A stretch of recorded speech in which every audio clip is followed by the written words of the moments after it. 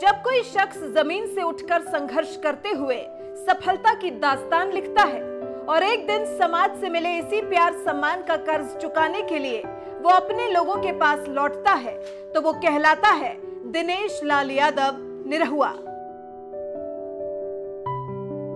जी हाँ, कुछ ऐसा ही है दिनेश लाल यादव निरहुआ का अभिनेता से नेता बनने का सफर। भोजपुरिया सुपरस्टार निरहुआ को लोगों से जो प्यार सम्मान मिला है उसे वो जनता की सेवा कर लौटाना चाहते हैं, जिसके लिए निरहुआ इस बार आजमगढ़ लोकसभा सीट से चुनाव लड़ रहे हैं। उनके सामने भले ही सपा मुखिया और मुलायम सिंह के बेटे अखिलेश यादव जैसी बड़ी सियासत हस्ती हो, मगर निरहुआ इन सब से बेखबर सिर्फ चुनाव प्रचार में मेहनत कर रहे हैं और लोगों के पास पहुंचकर जीत का आशीर्वाद ले रहे हैं। जनता जनार्दन के घर पहुंचकर आशीर्वाद लेने वाले निरहुआ ने अपनी मां से भी आशीर्वाद लिया और एक भावुक मांग की है, जिसे सुनकर आप भी भावुक हो जाएंगे। दरअसल निरहुआ ने अपनी मां से मुलाकात की एक तस्वीर ट्विटर पर पोस्ट की है, जिसमें उनकी मां उन्हें दही खिला रही है। एक मां और बेटे के रिश्ते को दर्शाती इस तस्वीर के साथ निरहुआ ने भोजपुरिया अंदाज में लिखा है, माई हो ललनवा दे दा, देशवा के खातिर अपने गोदिया के सुगनवा दे दा। निरहुआ की इस भावुक लाइन में एक ट्विटर यूजर ने अपनी लाइन जोड़ते हुए कहा, माई हो ललनवा दे दा, देशवा के खातिर अपने गोदिया के सुगनवा दे दा, देशवा के खातिर अपने मोदिया को निरहुआ दे दा। एक और ट्विटर यूजर ने लिखा है, जिया पूर्वांचल के शेर छोड़िया मत भाई, जीत की अग्रिम शुभकामनाएं। निरहुआ ने जिस गाने को अपनी मां की तस्वीर के साथ लिखा है वो उनकी भोजपुरी फिल्म बॉर्डर का गाना है, जिसमें उनके साथ आम्रपाली ने भी भूमिका निभाई है। फिल्म में इस गाने के जरिए एक फौजी और उसके परिवार से बिछड़ने के बीच के दर्द को बयां किया गया है। जब वो देश के लिए सीमा पर जाता है, सोशल मीडिया पर इस गाने को अब तक 88,87,000 से भी ज्यादा लोग देख चुके हैं। बहरहाल आपको बता दें, निरहुआ बीजेपी के टिकट पर आजमगढ़ से लोकसभा चुनाव लड़ रहे हैं, जहां से अखिलेश यादव चुनाव लड़ रहे हैं। इस सीट पर साल 2014 के आम चुनाव में मुलायम सिंह यादव ने जीत दर्ज की थी, मगर निरहुआ ने आरोप लगाया है कि वो जीतने के बाद एक बार भी आजमगढ़ झांकने नहीं आए। फिलहाल इस बार मुलायम मैनपुरी से चुनाव लड़ रहे हैं, जबकि उनकी सियासी विरासत संभालने उनके बेटे अखिलेश यादव मैदान में उतरे हैं। अब देखना यह है कि 23 मई को नतीजे आते हैं तो अखिलेश की साइकिल दिल्ली पहुंचती है या निरहुआ का रिक्शा। ये पहले ही दिन जब मैं आजमगढ़ आया तो पूरे आजमगढ़ ने बता दिया, पूरे हिंदुस्तान को बता दिया कि उनका मिजाज क्या है, वो चाहते क्या है। क्योंकि बहुत सारे लोग ऐसे भी हैं, विरोधी हैं, जो ये कह रहे हैं कि जो 70 किलोमीटर तक रोड पे लोग खड़े थे वो खाली निरहुआ को देखने आए थे, पर उन लोगों ने शायद ध्यान से देखा नहीं वो सारे वीडियो क्लिप्स, जिसमें जो लोग भी खड़े थे और वो हमारे साथ चलने वाले नहीं थे। वो तो मैं शूटिंग कर रहा था बनारस में और मैंने ये अनाउंस कर दिया कि मैं कल जो है आ रहा हूँ आजमगढ़। और जब मैं आजमगढ़ में घुसा, अपने गांव बॉर्डर पे ही मेरा घर है, तो आजमगढ़ में जैसे मैं घुसा वैसे लोग जो स्वागत करना शुरू किए और लोग जो खड़े होके नारे लगा रहे थे, वो निरहुआ निरहुआ नहीं कर रहे थे, वो मोदी मोदी कर रहे थे। मतलब आजमगढ़ को भी पूरे देश की तरह मोदी जी चाहिए, ये बता रही थी आजमगढ़ की जनता। तो मुझे लगता है कि मुझ पे जो भरोसा करके उन्होंने भेजा है, मैं उन पे भरोसा कर रहा हूँ और मैं उनको ये कहना चाह रहा हूँ कि हमारे प्रधानमंत्री जी ने इतना अच्छा काम किया। आज मैं गांव-गांव में घूम रहा हूँ, लोगों से मिल रहा हूँ, शहरों में भी घूम रहा हूँ, सब जगह जा रहा हूँ, तो लोग बता रहे हैं कि जो काम प्रधानमंत्री जी ने अपने कार्यकाल में किया है, 5 साल में जो काम किया है, वो लाभ जनता तक पहुँचा है, लोगों के घरों तक पहुँचा है।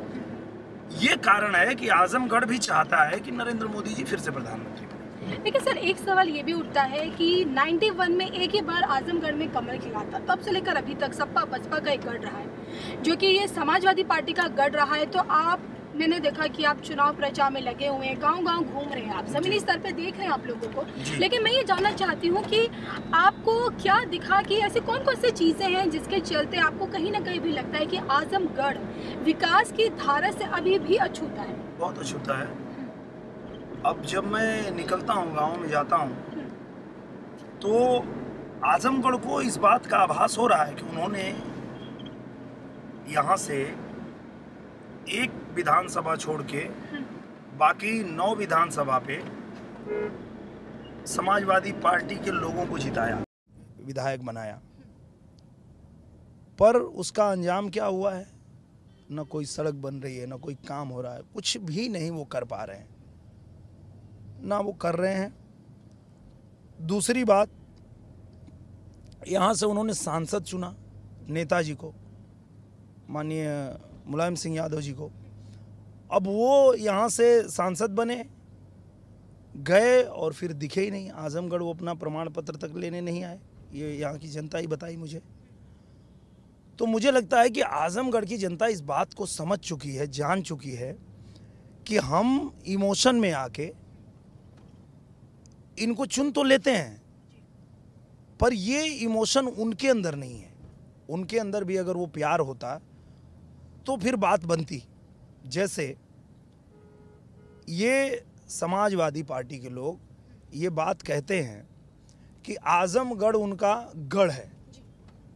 मैं भी मानता हूँ कि आजमगढ़ आपका गढ़ है, आजमगढ़ के लोग आपको प्यार करते हैं, पर आप क्यों नहीं उनसे प्यार करते हैं?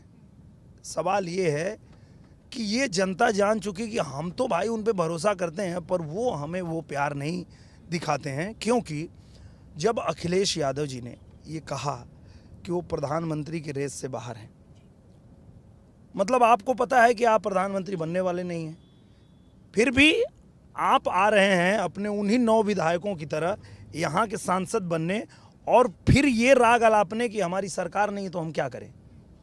तो आपको तो अभी पता है कि सरकार नहीं है, मतलब आप कुछ नहीं करने वाले हैं आजमगढ़ के लिए। तो जो आजमगढ़ के लिए करने वाले हैं आप उनको करने दीजिए। इस मामले में तो बहन जी बहुत समझदारी का काम किया उन्होंने। वो तो चुनाव लड़ ही नहीं रही हैं, उनको पता है उनकी सरकार नहीं बनने वाली है। अगर वो कहीं से चुनाव लड़ेंगी तो वहाँ के लिए करेंगी क्या? कुछ कर नहीं पाएंगी।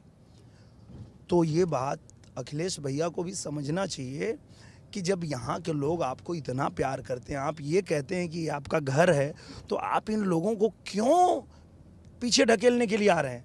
इनको मुख्य धारा से जुड़ने क्यों नहीं दे रहे हैं? कि अब पूरा देश जानता है कि नरेंद्र मोदी जी की सरकार बन रही है, और नरेंद्र मोदी जी की सरकार बनेगी, और नरेंद्र मोदी जी के साथ जब आजमगढ़ के लोग भी खड़े होंगे तो निश्चित रूप से आजमगढ़ का बहुत तेज़ी से विकास होगा, जो आपके बनने से नहीं होगा, क्योंकि आप सरकार में नहीं होंगे, आप कुछ करेंगे ही नहीं पाएंगे।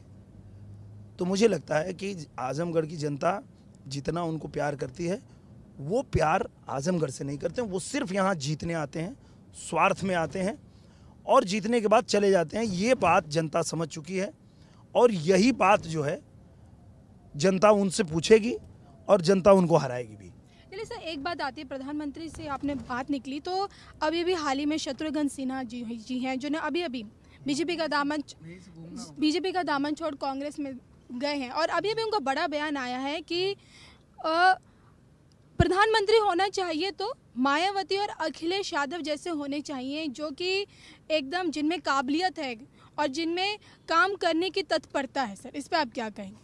मुझे लगता है कि वो हमारे सीनियर कलाकार हैं, मैं उनको बहुत प्यार करता हूँ, मैं उनकी बहुत फिल्में देखा हूँ।